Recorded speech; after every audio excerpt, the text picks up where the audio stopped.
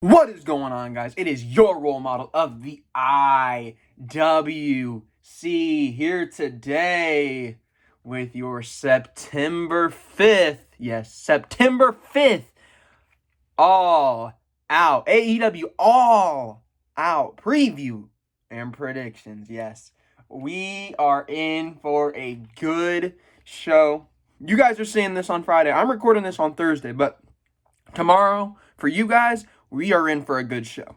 Mark my words. All Out is going to be a top show this year. Look up and down this card. It is stacked. It is so stacked that they have a match that people are upset about being on the pre-show because of how great it's been built. Think about that.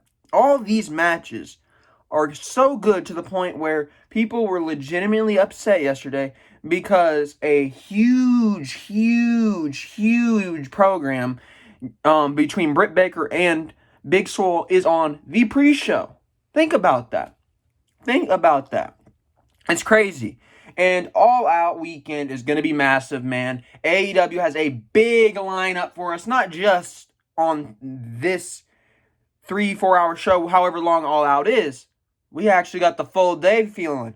It's starting to feel like a little bit of their WrestleMania. It's starting to feel like Christmas, man. It's starting to feel like Christmas. We got the red carpet. I believe that's about 3 hours before the show. Then we got the countdown for All Out, which I know goes an hour long.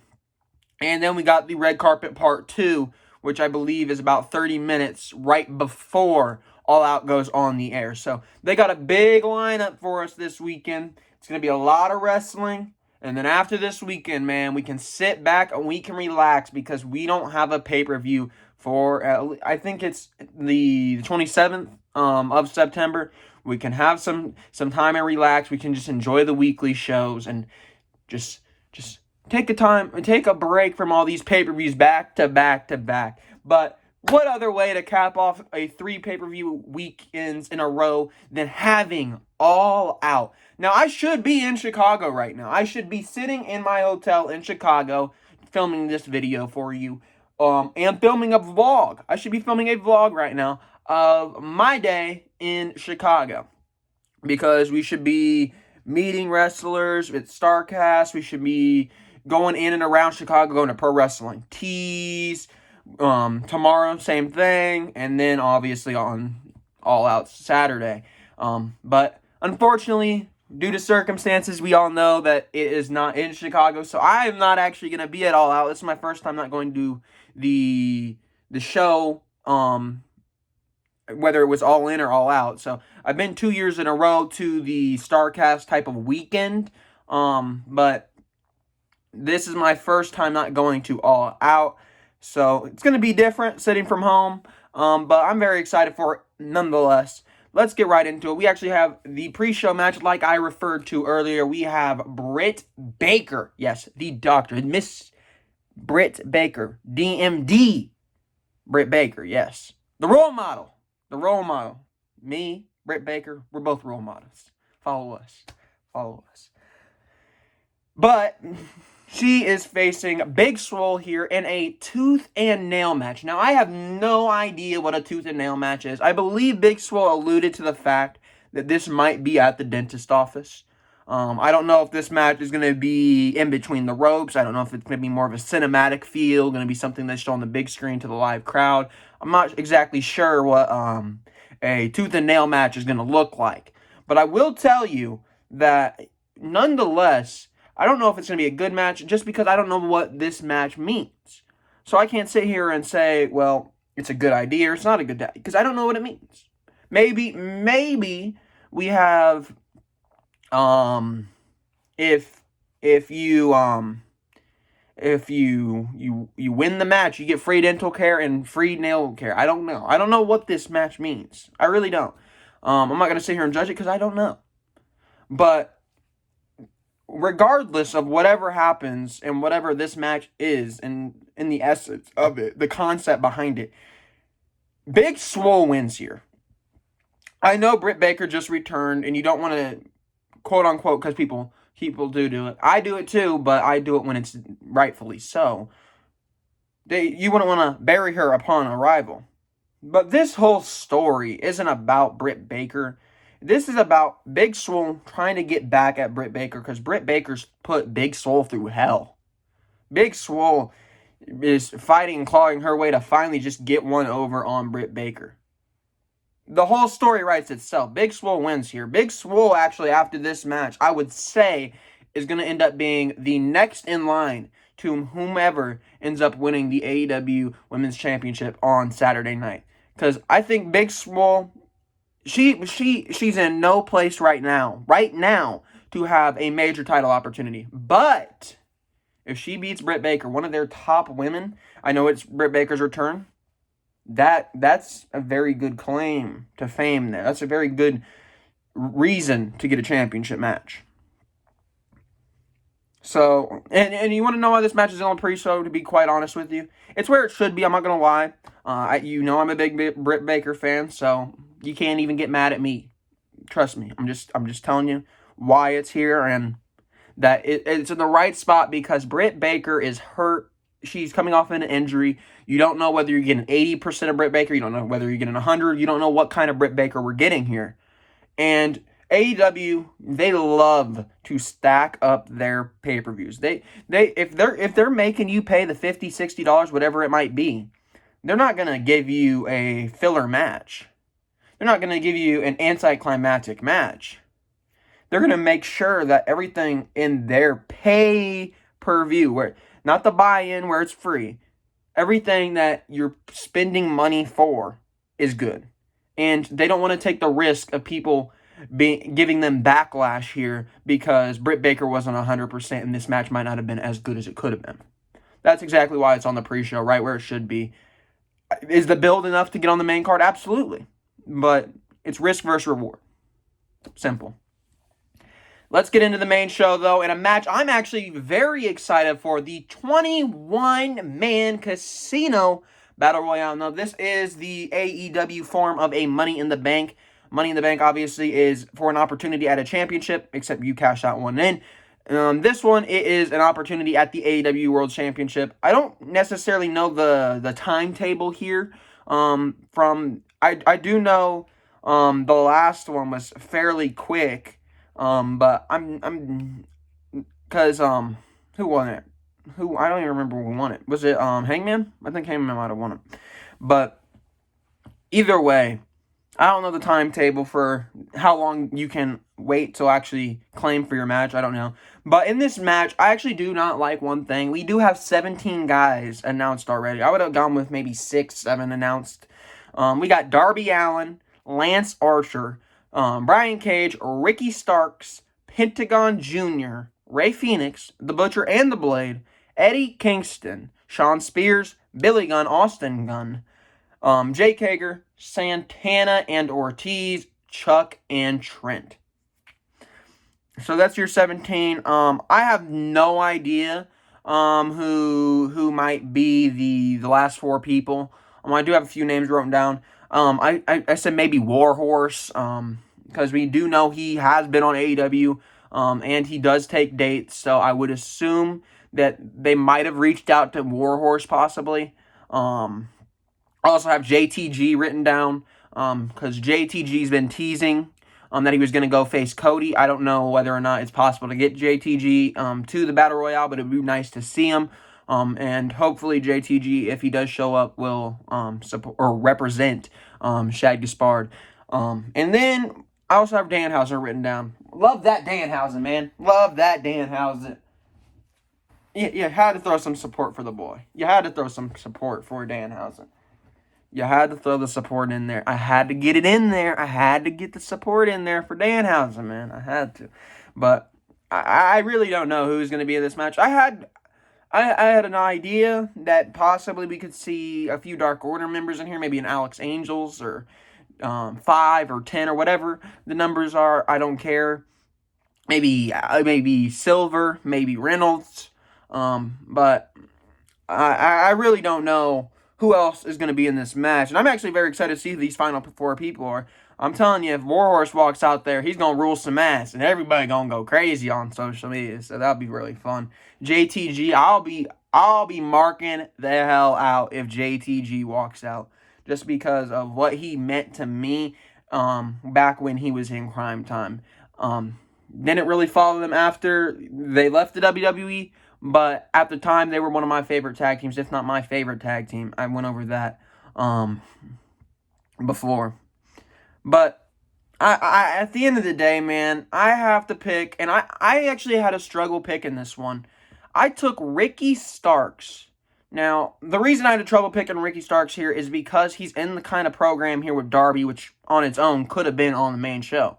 But I was thinking, I was like, well, Darby, he really has been the aggressor lately to Ricky Starks. So why wouldn't Ricky Starks get the one over and eliminate Darby? That's very fair possibility. Sorry. But and then I was looking up and down the card. I was like, Darby. I mean, I'd like to see Darby, but Darby, he's had his title shots before. He's not gonna win. He's not at that point just yet. He will be in about a year or two. When fans are back and people can get behind him in person, Darby will be an AEW champion. Don't sweat it. Lance Archer, it makes sense with Lance Archer. It fits his character why he would win this match, but I just don't see them going the obvious route. Same thing with Brian Cage, as I said for Lance Archer. It makes sense for him. Pentagon Jr., I don't see him winning. I'm going to be honest with you. I don't see him winning. Ray Phoenix, I'm going to be honest with you. I don't see them. I see them as the faction. I don't see them going off on their own. I just don't.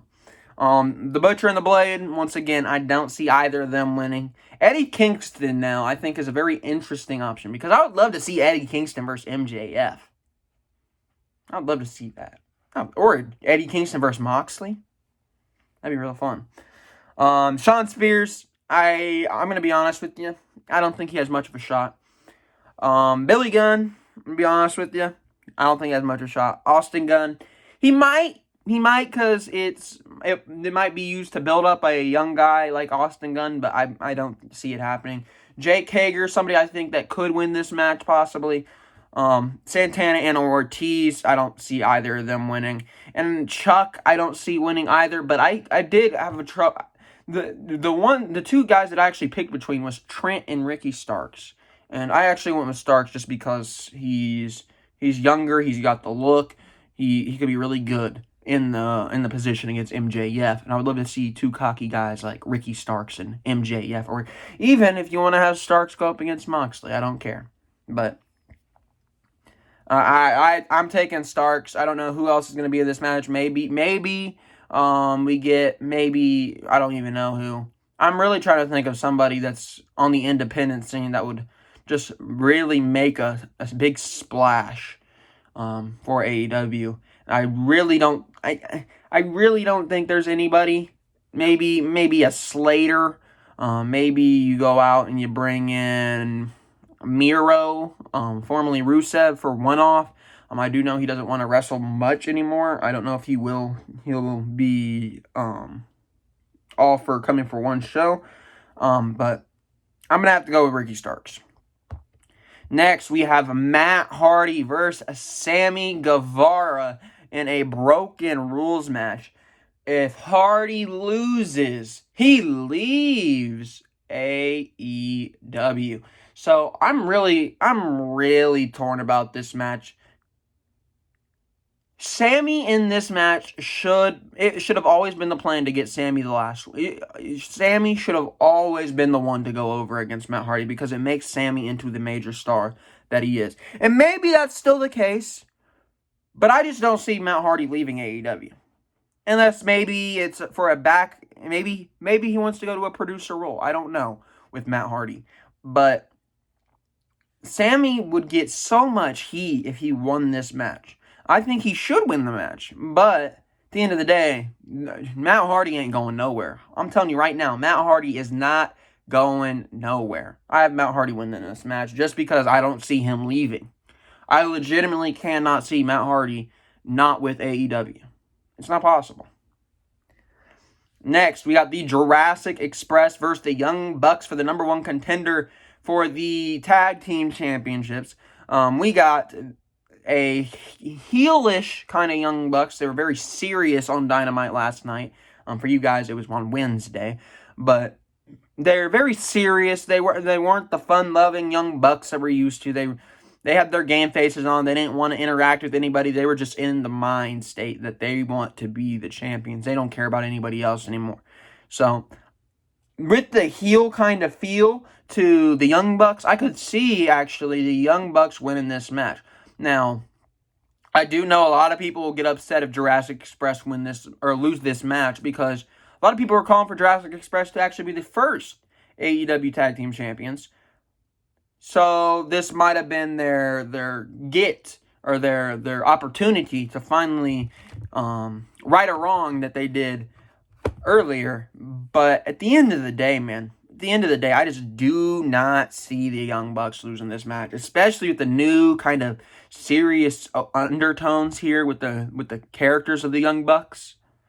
You're telling me that that isn't going to be a match in the future? FTR versus the Young Bucks? I can see it now. I absolutely 100% think that that's going to be the case.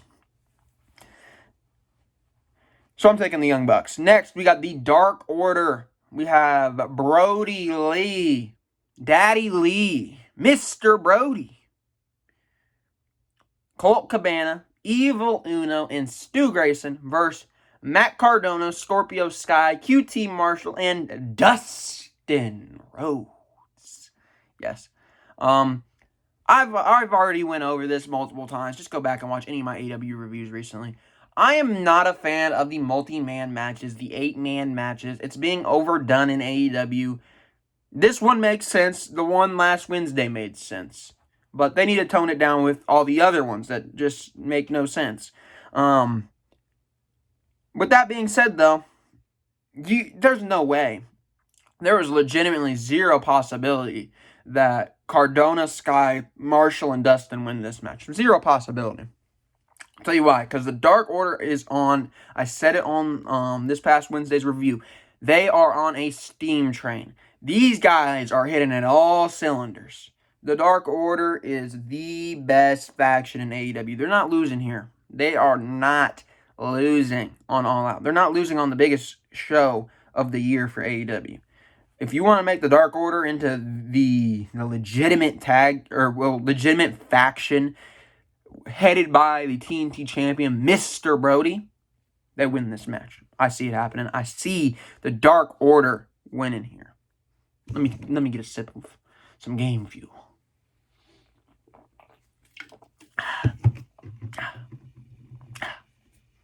Next, we got another tag team match. We got Kenny Omega and Hangman Adam Page versus FTR. Cash Wheeler and Dax Harwood. So, we do know one thing. I think everybody can agree that somebody is going to turn. Somebody will turn.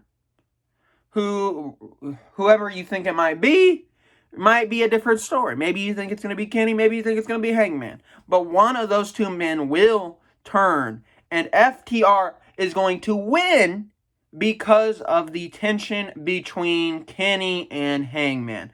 Mark my words. I'm taking FTR. But I also think that out of both men to turn, I'm actually going with Kenny Omega. I know they've been building up Hangman as the one that might turn. That's an understory. Because that's really just pushing Kenny to his edge. And then Kenny, he's going to break. He's going to break on Saturday. And we're going to see the cleaner Kenny Omega. Think about that. Heel Kenny versus a babyface Hangman. And you don't want to mess with Hangman. Hangman is not turning heel. Hangman went from being a guy that a lot of people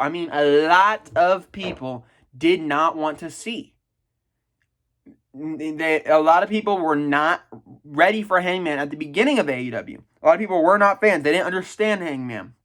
But once Hangman started to bring the beer involved, he started to have this nonchalant attitude.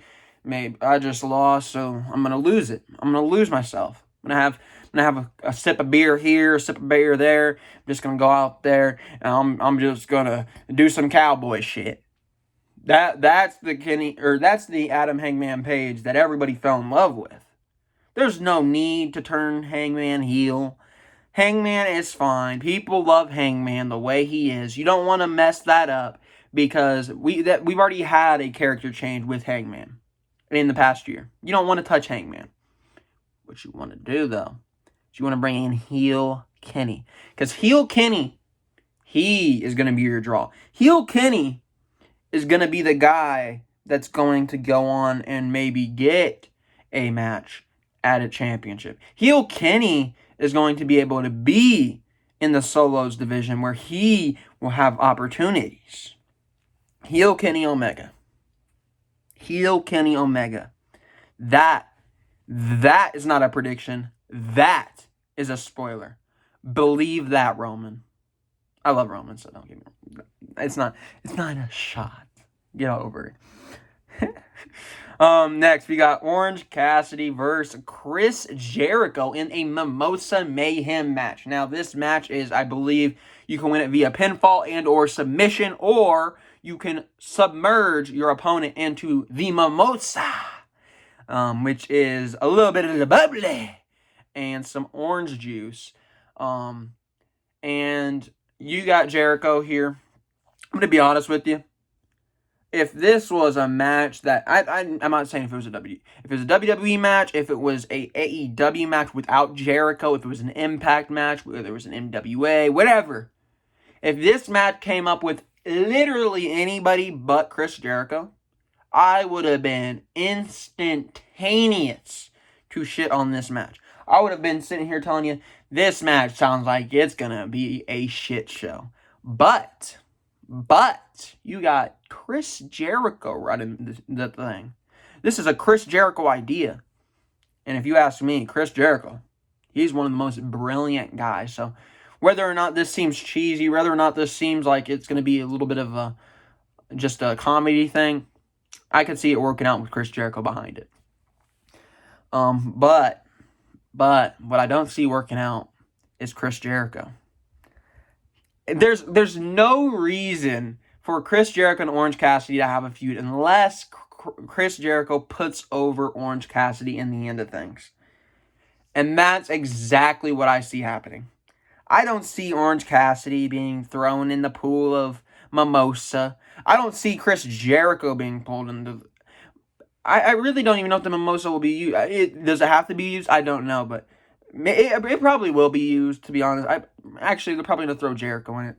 But either way, it would be a complete waste of time to have this feud if Orange Cassidy does not go over. Because Jericho is making a star out of Orange Cassidy.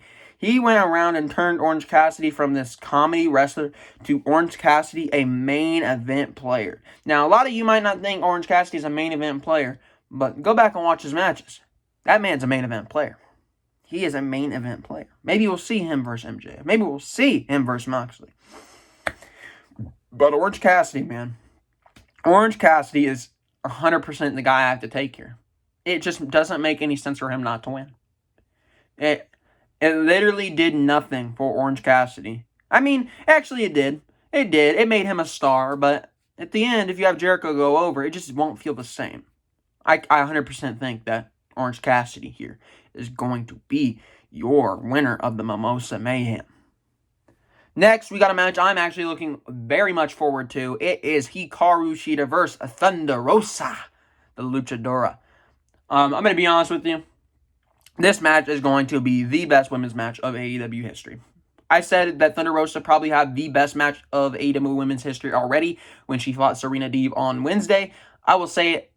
I will not hesitate to say it on Saturday night if this match is as good as I think it could be. Shida, we all know how great she is. Thunder Rosa, she proved it on Wednesday. She can go in the ring. I want Thunder Rosa to win here selfishly, because I want her to be a long stay in AEW, because I don't know whether or not she is going to be able to come over since she's still with NW. I don't know what that looks like. I don't know what that looks like in terms of sharing Thunder Rosa.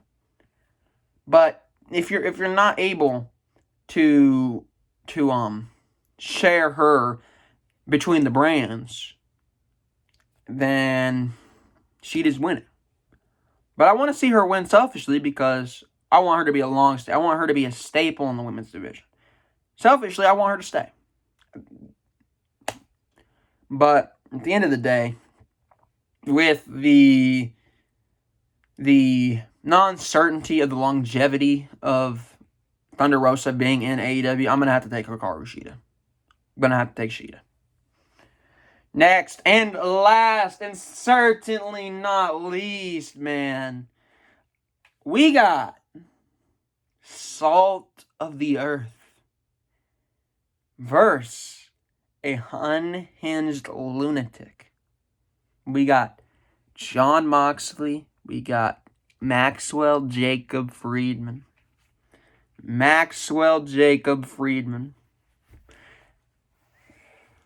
Oh. I don't know what to say here, man. You have to know who I'm going with. If you don't know who I'm going with, you can't take context clues.